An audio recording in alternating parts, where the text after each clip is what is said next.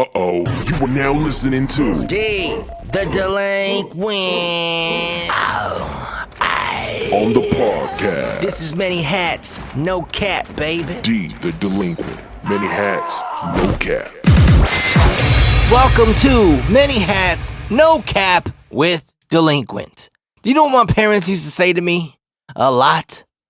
Don't lie to me, because if you do, I can't protect you.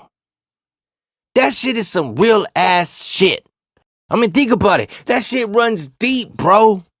It's like working with a lawyer. For those of you that have worked with a lawyer, or work with a lawyer, or about to work with a lawyer, God forbid, you know what I'm talking about. See, good lawyers will want to know the truth. They'll either ask their clients up front, or they'll probe with questions and get it out of them. Simply because they want to be on the same page with their client and everybody else who's involved with the situation. And they want to attack this shit with some kind of strategy. And they want to know what the fuck they fighting for and why. See, it's like this. When my son gets older, I am definitely going to emphasize that to him. I'm going to tell him that. Don't ever lie to me. Because if you do, I just can't protect you as good as I can if I knew the truth. Hell, and I'll be honest with you too. I know a lot of you would disagree with this, but if my son's ever in a pickle, in a bad jam, and he's facing time, and I could see it in his face, he just can't do it or don't want to do it, whatever, I am the dad on 25th hour. We are hitting the road, Jack. We are going to get him a new identity, and he's just going to be gone. Yeah. But like I said, I know some of y'all would disagree with that. But at the same time, if I see that my son is ready for the shit and ready to face his consequences like a fucking man, then yeah, he'll man up and do what he got to do. But either way, whatever it is, he will always tell me the truth. That way, I can try my best to protect him at all times. You know, I remember in middle school, I won't say her name, Michelle. It's fine. We're super cool. And we've always been cool. She has a great family, a great career. She's doing great for herself. If she ever sees this, she knows that this shit really happened. And she can verify the shit. But anyway, we were in middle school, 6th grade. She had $5. And this was during the time where Trapper Keepers, whatever they were called, bookkeepers with all the cool graphics and shit, they were out. Everybody had some. She had $5, and she was excited about this $5 because she was looking forward to get some traveling tacos. That's what we used to call them down here in Tucson. All it is chili beans with meat, and they mix it with Fritos or Doritos, whatever chips you want. At the snack bar at our school, you used to get a drink and 2 traveling tacos for $5 even. Great deal. Now, hell no. Shit, that shit only get you a couple $5 will only get you French fries. Anyway, so she was excited to spend her $5 on some traveling tacos. Well, she was showing everybody her $5, and she put it in one of her folders in her Trapper Keeper. Now, we had an assignment this day. I believe we were in English class. Each table sat 2 students. Me and her sat next to each other. Our teacher was calling each table up one by one, so technically 2 students by 2 students, to pick up some equipment, utensils that we needed for an assignment going on that day. I think it was like charcoal or something, because we had to draw some shit with charcoal. So anyway, she's showing everybody these $5, and she put it in one of her folders, closed up her Trapper Keeper, and put it in her book bag, which was her backpack on the back of her chair. All of us did that. So we get called up to her desk, the teacher's desk. We get our utensils, and when we come back, for some reason, Michelle felt like she had to check if the $5 was still there. She checks it. Now I'm sitting next to her, all dummy, ignorant. I don't know what the fuck's going on. I'm looking at this piece of charcoal. I'm pretty sure it was charcoal. I'm looking at this piece of charcoal on my paper, getting ready for the assignment. And all of a sudden, Michelle just yells, "My $5 is gone." Somebody stole my $5. And then when she said this the third time, my $5 is gone. She's looking right at me with evil ass eyes, implying that I stole her $5. And I remember being completely dumbfounded, in total disbelief. Because me and her were cool. We still are cool.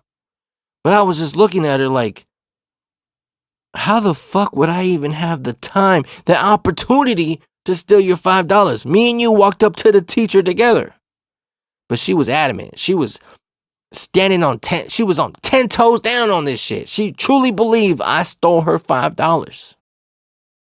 She's shouting, crying, mad about these $5. And I'm just looking at her, not saying a word. The teacher then got up off her desk and walks over to us. Super embarrassing. She makes me stand up, empty out my pockets. She makes me take out all this shit out of my backpack just to prove that I don't have her $5. It got so deep, I had to take my shoes off and my socks off to prove I didn't have the $5. Michelle's crying, upset. Now, there was one dude who was sitting behind us who I thought in my head, if anybody stole the $5, it's that motherfucker. But I ain't no snitch. I still didn't say shit. So then the teacher, she calls over a monitor, and the monitor comes down. He searches me too. They don't find the $5 because I really didn't take the $5. So then another monitor comes down, and the monitor tells Michelle, let me see your bag. Let me go through your Trapper Keeper and just make sure it's not in there. Michelle opens up her book, her Trapper Keeper, whatever you want to call it, and first thing she finds is the $5. It slid out, went to another folder, I don't know, but the $5 was in there. Michelle feels bad. She's a good girl. Awesome chick. She feels genuinely bad. Horrible. She's crying, apologizing to me. Oh my God, I'm so sorry. I'm so sorry, Joey. I'm so sorry. Like, it's crazy. It was a good apology. I believed it. It was sincere. She meant it. Well, anyway, the school day was over.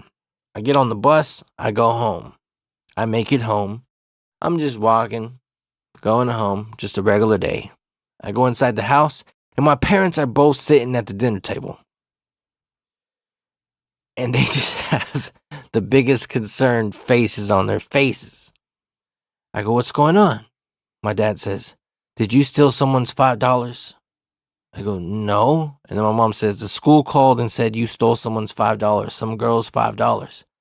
Oh, no, that was a bad mix-up. And then my dad says in Spanish, if you lie to us, we can't protect you. I go, no, I'm telling the truth. It was a bad mix-up. My mom says, well, listen, just be honest. Tell us the truth because we have a plan if you did. I said, no, Mom, I really didn't steal the $5. Okay, cool. They believe me. And I said, I'm just curious, what was the plan? And my dad says, I was going to give you $5 and I was going to tell you to sneak it into her book bag sometime of the day and just walk away. Just leave it alone. It was funny, but that's the thing. If you're honest with your peoples, with your day ones, with your kids, with your partners, if you're just real, they will have your back. It's as simple as that. The truth will set you free. Even when you're bullshitting, even when you get into some dumb, grimy, ugly shit. If you're real with your peoples, real with your lawyers, real with your day ones, with your homies, your partners, your kids, they will have your back, genuinely. But you can't lie to your folks, man. You can't lie to your blood. You just can't. It won't work. And they always say, the truth shall set you free. Yeah, only with your peoples. Because nobody gives a fuck about you, me, him, her, them, they, whatever. If they don't feel for you, if they don't have some kind of connection for you, with you. You feel me? You just got to keep it real with your day ones, your blood, your partner, your kids, yourself. You know what I'm talking about. Can't be a liar. And if you are a liar, you gotta fess up and be honest with your peoples. Yo, I lied about this. I lied about that. I guess I'm saying you gotta keep it real. You gotta be honest at some point, or you're just completely fucked. And besides, telling the truth is so much easier than fucking keeping up with lies. You don't need me. You don't need me to explain to you why. Fucking telling lies and trying to stick to lies is just horrible. You just lose track of it. Shit just starts fumbling, and the truth just eventually comes out. The truth always comes out. But if you fucking with a lawyer and some day ones, shit, they'll get you back. You guys will come up with a game plan together and swindle yourselves out of that shit. You feel me? Hopefully you know what the fuck I'm talking about.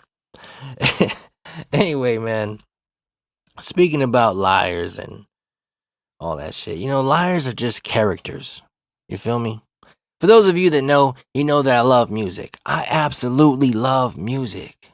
Now, I ain't gonna lie to you, I was guilty of this, but when I first started doing music, I was playing a character. I was trying to be too much involved of being some cool ass Mr. Swag dude making music. But then things started really working out for me and my homies when we started coming out of our shells and just being more real, being us, just being real. Stopping with the whole character shit, you feel me? That shit don't work. And I see a whole lot of new artists coming out today that are real themselves, which is great, but the majority of them are just playing fucking characters. If I had to give you an example, and I know I'm going to sound like a hater to a lot of young folks out there, but I got to call this girl out. Lord Lynn. She came out when 6ix9ine first came out. So she was trying to match that energy, all that shouting, which is cool. But now when you see her doing her music, you can tell, one, it just doesn't feel authentic. It doesn't feel genuine. It doesn't feel real. And the more you dig into her content, you just feel and see she's just playing a character.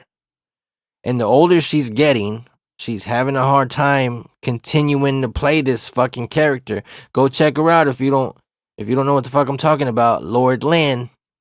I hope the best for her. I wish her the best, but she's playing a character. And I'm telling you now, that's just a fucking facade, a phase, a fad. It's not gonna work. She better break out of that character immediately. She better snap out of it yesterday and figure out her calling. Come out of her shell. Do fucking rock music, heavy metal, or whatever the fuck else. But this right now ain't gonna work forever. Flat out. Point blank period. Speaking about playing characters and shit, I got a cousin who I love to death. Super loyal. Great dude, has a great heart, but I got a funny story to tell. See, he's one of those ones where he'll get into a relationship. Well, used to. He's married now, but he would get into these relationships and, oh my God, he would always be cheating, fucking around. And then whenever he'd get caught, he would tell these girls with no shame, right in front of us, right next to us. I've been in the same room, in the same car while he had these conversations with these girls. He'd be like, "No, babe, please. If you leave me, I'm going to kill myself." And then he would look at us with a grin on his face. But man, he would really sell this shit. He would have tears rolling down his face and shit. Well, one time, he was dating this girl. She was a cheerleader. She's half black, half Mexican. Her name was Deja. And Deja, super smart girl, awesome chick. And Deja, she's also from the streets. She's street smart. Well, her and my cousin were dating. They were getting real serious. My cousin ended up cheating on her and all this shit. And Deja sent him a text like, "Yo, we're done. I'm not fucking with you no more." So then my cousin thought his old bag of tricks would work on Deja. Here's how that convo went in the car. I'll never forget this. My cousin calls her up. "Babe, please don't leave. If you leave me, I'm going to kill myself." And he had her on speakerphone. And the only reason why he had her on speakerphone is because his regular earpiece wasn't working. So it would only work if he had whoever he's talking to on speakerphone. It was one of those older phones. It was like a fucking Samsung S4 or S3. I don't know. Anyway, and I remember hearing Deja say that again? And my cousin goes, if you fucking leave me, I'm gonna kill myself. And Deja says, huh, do it. Do it then, motherfucker, do it. Call me back when you're done. She hung up. And he looked at all of us, and he looked at the phone. Yeah, she hung up. And my other cousin's in the back seat, and he said, call me back when you're done. And we just start laughing. My cousin's not laughing because he was trying to sell this shit. He's just tearing up. He's like, oh, fuck that. I'm calling her back. He calls her back. And we're laughing. So she answers, hello? And he goes, bitch, I'm gonna fucking kill myself. And she goes, you call me bitch? Motherfucker, don't call me again. Even after you kill yourself, don't call me back. She hung up on him. And he looks at us. He's like, damn. Because this shit would always work with girls. For him. I don't know why. I think girls were afraid that he would really do it because he was fucking crazy. You know, he was a motherfucker jumping off roofs and shit, lighting himself on fire and shit. He would play that game where you'd put your elbows together and put a cigarette in the middle, and whoever pulls out first is a pussy. Yeah, he would play that shit. He'd play quarters. If you don't know what quarters is, you crazy. But he was that motherfucker. Anyway, we're laughing. And I still couldn't get over the fact that she said, do it. Call me back when you're done. Call me back when you're done killing yourself. Like she knew he was just full of shit. Props to Deja. Anyway, so years pass. I'm talking years, decades. Well, not decades, almost decades. 16 years pass. We're chilling at a family event. Me, my cousin, my other cousin, and some of my homies came through too. We're just chilling, hanging out. My cousin's drinking, talking about being broke and how things ain't really working for him. And all of a sudden, his phone rings. He's like, huh. And I go, who's that, cousin? He says, I don't know. I've never seen this number before. Well, answer it. What if it's a bill collector? I don't know. Fucking answer it, bro. It's 9 o'clock on a Sunday. Just answer it. Ain't no bill collectors calling you at this time. He answers the phone. This time, his regular phone, his earpiece is working, so he don't have it on speakerphone. But I remember him answering it, and he goes, hello? Oh, hey. What's up? And then he looks at me, and he puts her on speakerphone. It's Deja. Deja. He's like, it's Deja, bro. It's Deja. And I hear Deja say, what's up, stupid? And my cousin, this is the first time they spoke in, several years. My cousin goes, hey, what's up? Thanks for calling me. How you doing? She goes, I'm married now, but I got a question to ask you, dumbass. What's up? She goes, you looking for work? And he says, I actually am. I haven't had a job for a bit. And she cuts him off. She says, shut up. Listen. And he goes, what's up? She says, me and my husband are starting a landscaping company. I think you'd be a great, great supervisor.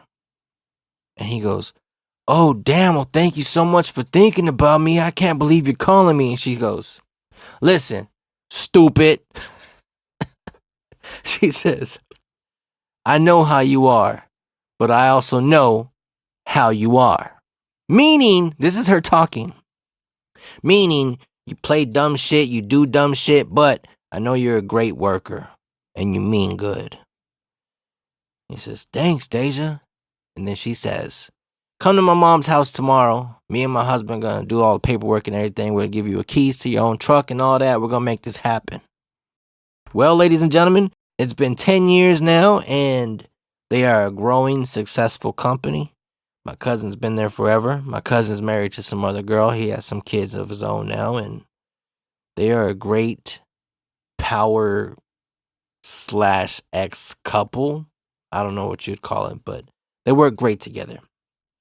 But I bring that up because even though my cousin was trying to play games with her and if you fucking leave me, I'm gonna kill myself, he was still always real with her. Because whenever they got back together after their arguments and shit, he would just be himself. He always kept it real. And she was smart enough to just know him, to know the real him, to know the real deal. even though he wasn't honest about hurting himself if she left him and shit, he would keep it real to her by just being himself on the daily with her. That's the thing. She knew what the fuck it was getting involved with him again, and she knew how he was at the end of the day. And she knew, yeah, I know you're a dumbass, you're stupid, you can be dumb, but I also know you're a good worker. You're a good person. Think about that. She's starting this huge company with her husband, doesn't talk to this motherfucker, my cousin, for several years, but still knows this guy is the one we need on our team. And that type of shit only happens when you're real, when you're yourself around other motherfuckers. You know what I'm saying? Like, you gotta be real with your day ones. And my cousin and Deja, even though they didn't work out on the relationship tip, they worked out because my cousin always kept it real with her. Except for actually hurting himself if she left him. I hope I'm making sense to y'all. Just fucking be real. Just be honest with your day ones, with your family, with your partner, and with your kids. But also with yourself. D, the delinquent. Many hats, no cap.